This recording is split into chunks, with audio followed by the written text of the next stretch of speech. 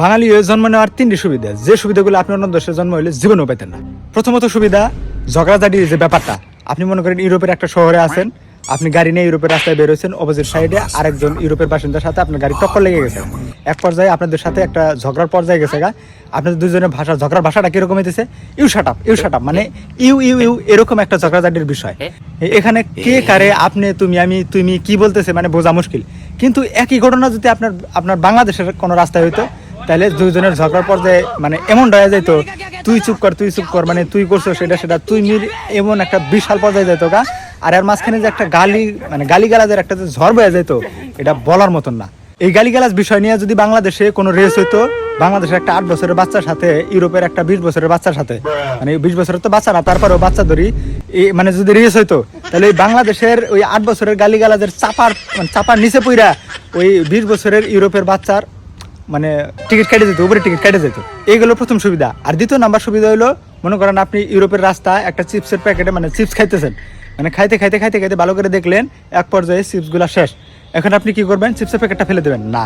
আপনি কি করা লাগবে, নির্দিষ্ট একটা জায়গা খোঁজা লাগবে বা একটা নির্দিষ্ট ডাস্টবিন খোঁজা লাগবে।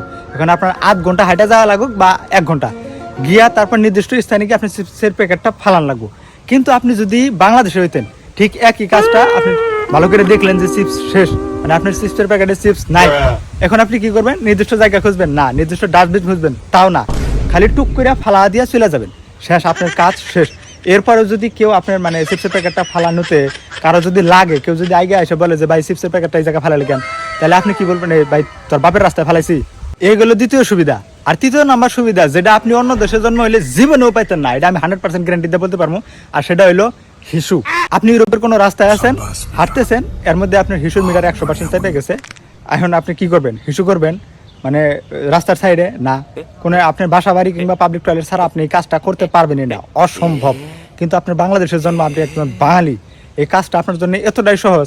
আপনি শহরে থাকেন, গ্রামে থাকেন, যেখানেই থাকেন না কেন, আপনার 100 যাওয়া লাগবে না। 30% মিটার চাপছে, ইস্যু আসছে, যেখানে আছেন, ফ্লাইওভারে থাকেন, শহরে থাকেন, গ্রামে থাকেন, শাটার খুলবেন, কাম সেরা ফেলাবেন, আপনার কাজ শেষ।